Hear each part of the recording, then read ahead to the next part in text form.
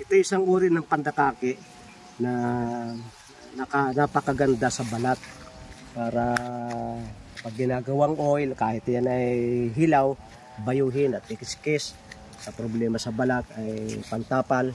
Ito ang itsura ng kanyang bunga.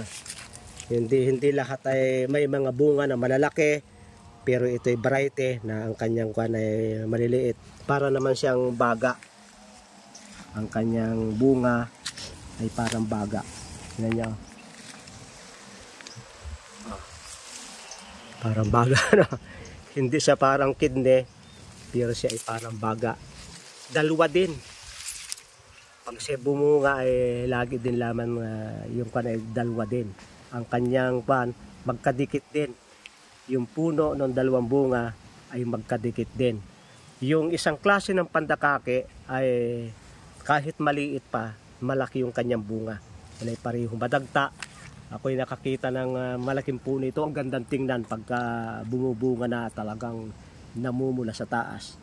Maraming salamat sa inyong pagsubaybay sa Natural Wellness si Pastor Vito.